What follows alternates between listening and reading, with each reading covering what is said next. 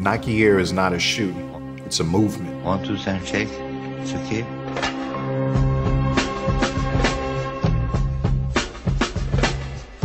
That's it, man.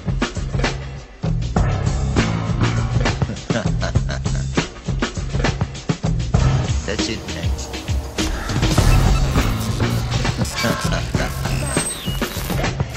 Tinker Hatfield, when I say your name to my friends who are in the sneaker culture, they say, this is our Steve Jobs.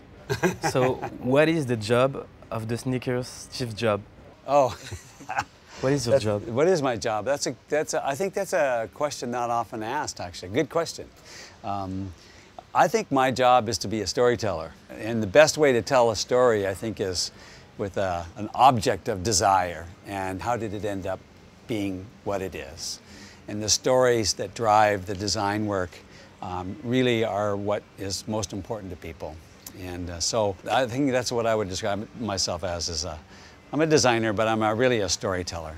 Are we in an era where the storytelling is more important than the product? Yeah, yeah. Well, I think that people are searching for meaning in a lot in their lives, and also people need good reasons to spend their money, you know, like for a good reason. And oftentimes, when you have a lot of products in the world, it might be a story or something that's meaningful that sort of tips the scale toward that particular product. Because Nike has a particular storytelling. Like at the beginning of the company, you were outcast. You were like the rebels. We were the small. Yeah, there were you. There were like a fat guy. There were a guy in a wheelchair, yeah. And everybody in the sports industry was like, who are those guys? Yeah, exactly. Yeah, well, I think that Nike started off as a kind of a wild idea, a dream, what we would call an American success story, where you can start from nothing and become something. And so, yeah, there was, I think, a very interesting group of people that helped sort of put the company together.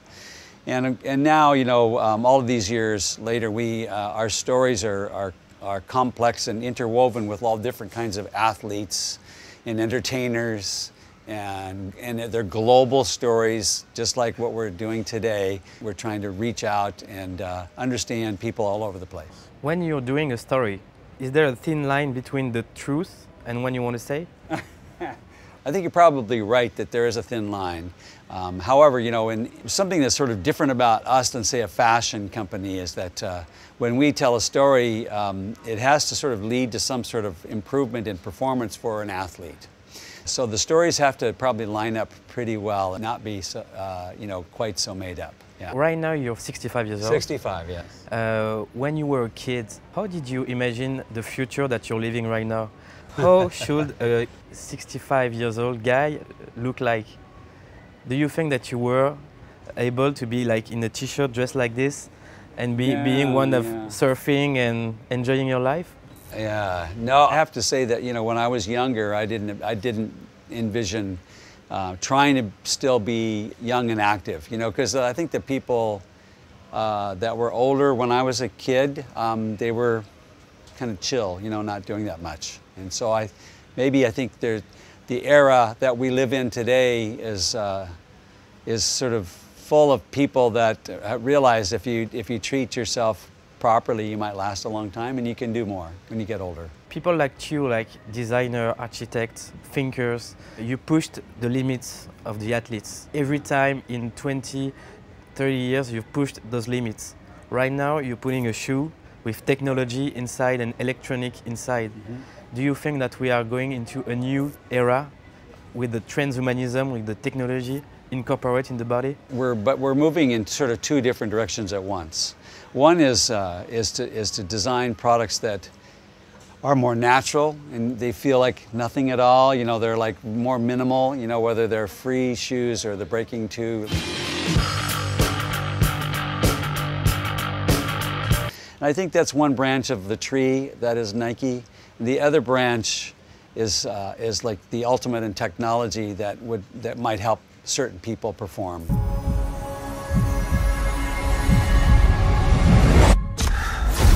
So I think those are they're two different directions, but they both work for us. You are very involved into the ecology, and your wife is too. You've designed a center for her. Yeah. Do you think that this technology is going to be okay with ecology? The goal for all of us is to improve performance, solve problems essentially for people. In doing so, manipulate the projects so they fit into a more modern, environmentally sensitive world. So even though maybe some of the first iterations of an idea might not be quite so environmentally sensitive, I think we're always like trying to get there, always trying to get there. The goal is to do no harm to the earth in everything that we do. When you were working on Back to the Future, the movie were thinking about the world of today.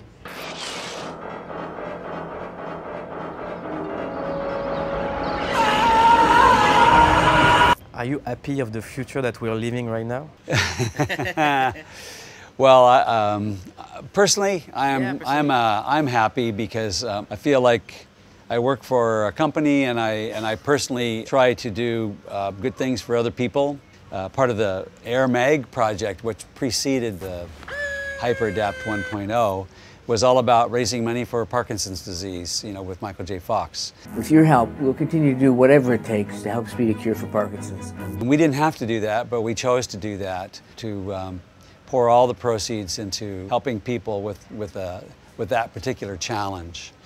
They lace up on their own? Yeah, see the thing?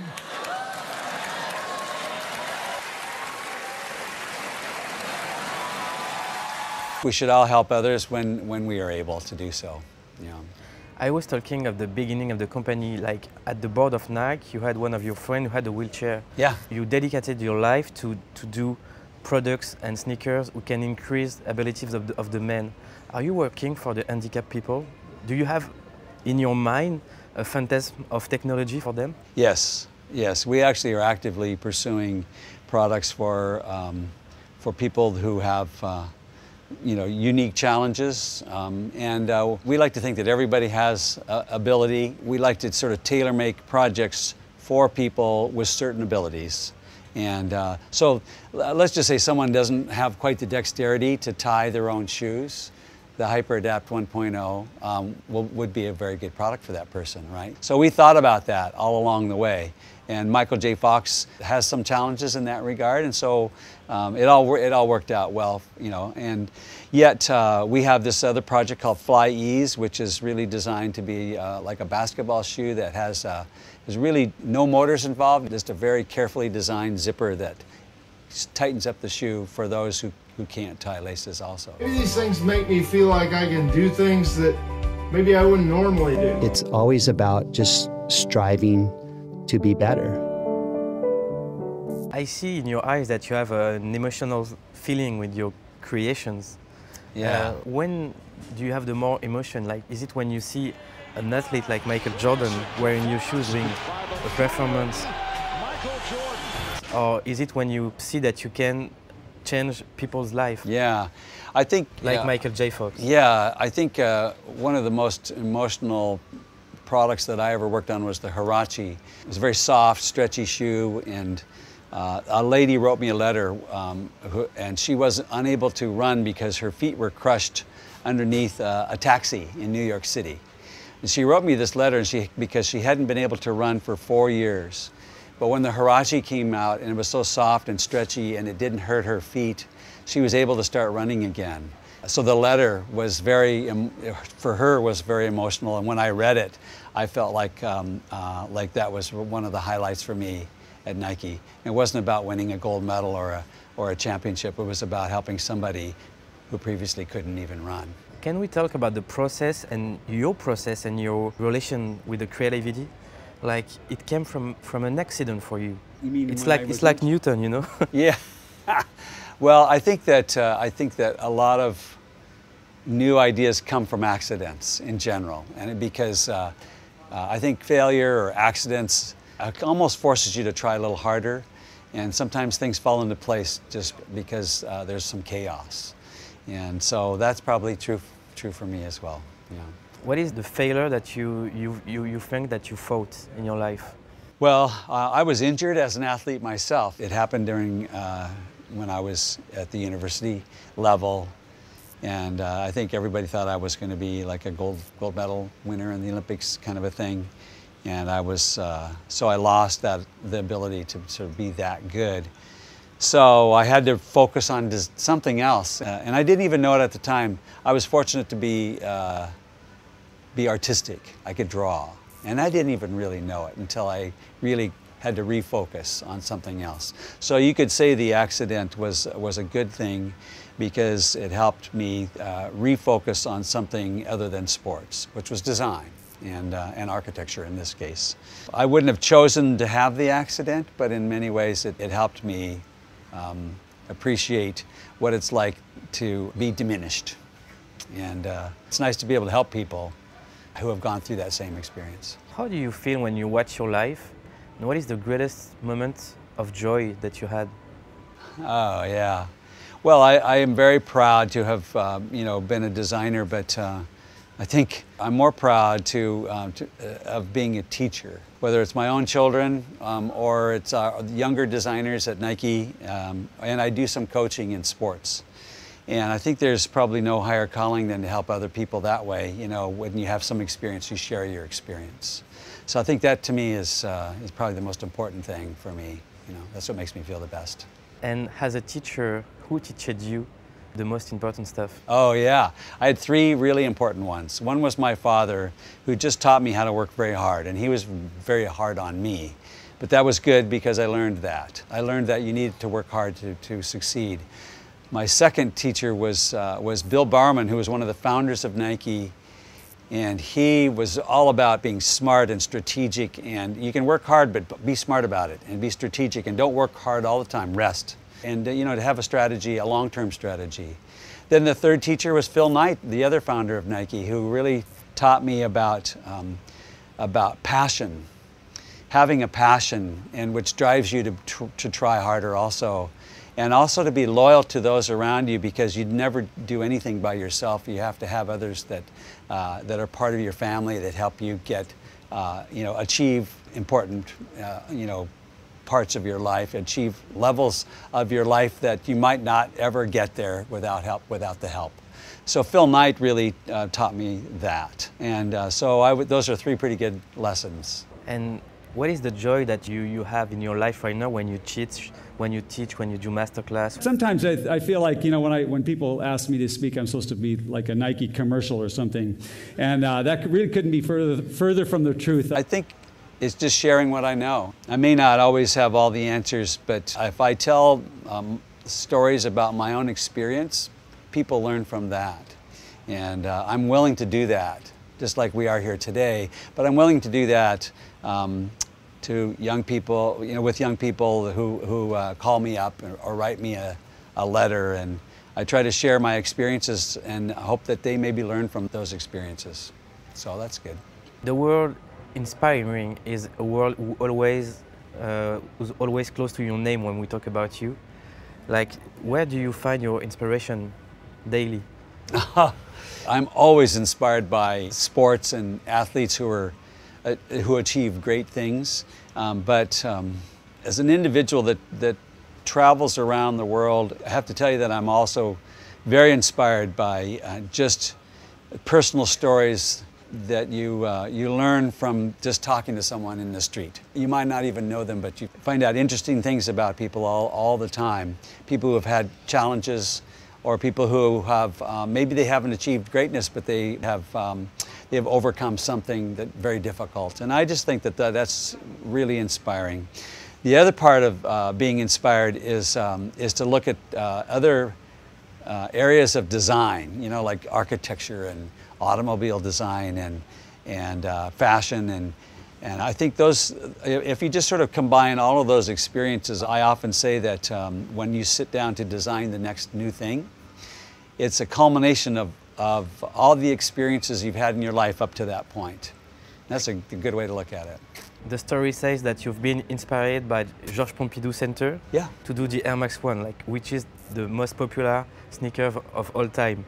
But when I see the Centre Georges Pompidou, I don't see a sneaker. Well, I'm glad that you don't. because my process is all about inspiration but not copying. So I don't want you to see a sneaker in that building, or I don't want you to see the building in that sneaker. But I do want to tell the story that the essence of the concept of exposing the inside of the building to the outside world was really what led me to, put a hole in the side of the shoe so you could expose the cushioning. Right now, this week is the Fashion Week in Paris. Yeah. All the big house of couture are showing their shoes and their sneakers. How do you feel that when you see all the creators copying your shoes? Because back then, you were like a sport shoes designer. Right now, all the luxe maison de couture are doing the same stuff than you. It's very interesting that what we do or what I do is considered, now high fashion, and I guess I feel pretty good about that, because that means someone must think the design work is in some way attractive and beautiful and worthy of inspiration and copying. So I guess it's a compliment, and I feel good about that. Yeah, so be it. Oh, you're like Christian Dior. You have to know it. The reality is that there are really fantastic designers in this world, but I don't think anybody ever just does it by themselves. I think we have to have good teams around us, and again, have to have good stories to tell. You have to be inspired the right way, and you have to do things with the right timing. So maybe I've been really fortunate to have some projects that just lined up at the right time, and people are recognizing that. But I don't want to take it too seriously, because in the end, we're all just trying to do our job. For many generations, the sneaker became a culture. Can you explain to the people who don't understand why the sneakers culture exists? Why is it a culture? Can you explain them? I'm not sure I have a good answer for you on that, because it's complicated. But because for many people, they will say it's just shoes. Yeah, it's just shoes. Well, I'll tell you a quick story. So one time, a very famous American baseball player was in a meeting with me and a few others, and we were trying to sign this person to wear Nikes and Jordans. And I think this maybe helps answer your question, because we were talking to him about marketing, about advertising, and about performance on the baseball field, trying to design proper shoes for him. Someone mentioned to him in the meeting that I was the guy who designed all the Air Jordans. And he looked and he goes, "You're the guy?" And I'm going, yeah, I design Air Jordans. And he said, when I was 15 years old, I wanted a Air Jordan 7s. And my mother couldn't afford them for me, and I couldn't afford them either, so I cried for 3 days, and I never ever got a pair. If I sign with you, can I get a pair of Air Jordan 7s?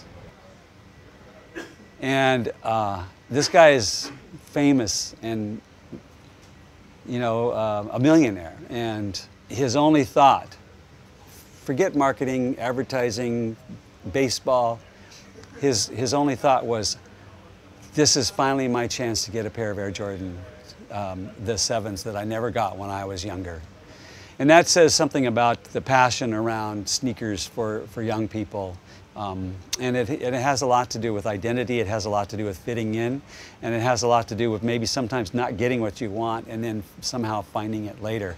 And what we see are sneaker collectors that are actually out there collecting sneakers, in part because they were not able to, at a certain point in their lives, to have the latest and best sneakers. And then they get a little older, maybe they make some more money or have more ability to and they just go crazy and they start their collections.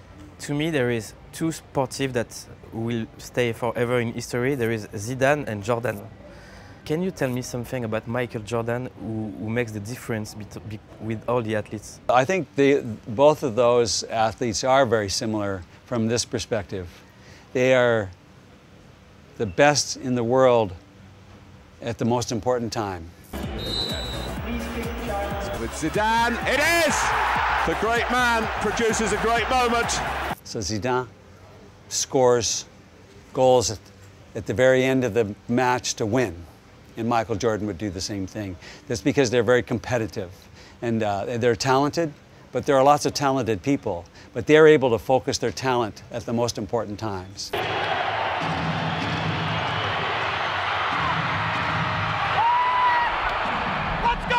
That's what makes them similar, and I think that's something, that's a lesson that we can all sort of take home, is that there are differences between athletes and designers and artists and writers, but what are those differences? It's probably like this ambition and this competitiveness that drives you to be just a little bit better than the next person.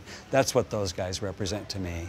So I think about that quite a lot, and maybe I've been fortunate also to be real competitive and wanting to do just a little bit more than the next person. Have you seen that video when Michael Jordan sends to a fan all his clothes?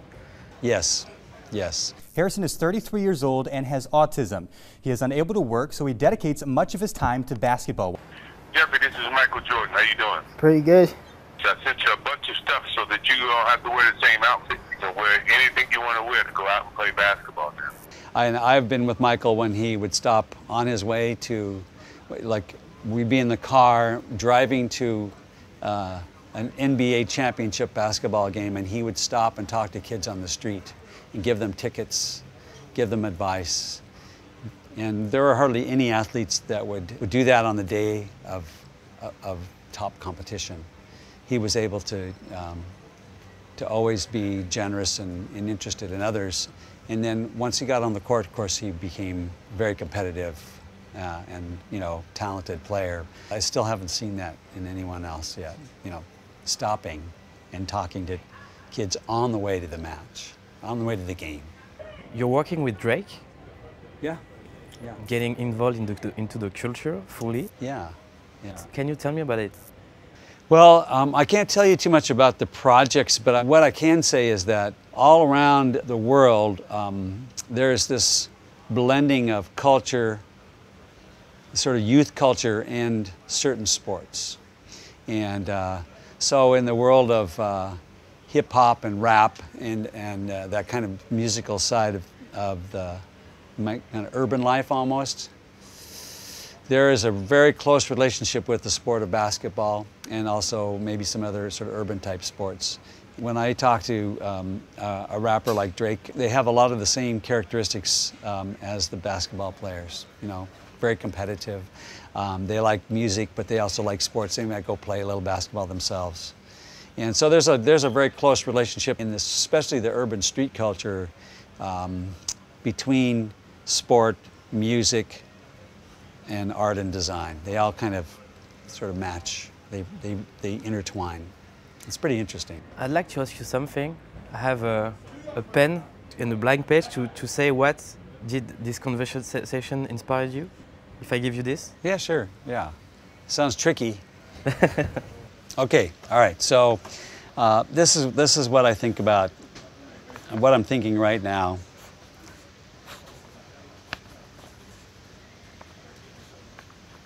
And I'm going to just draw a very quick version.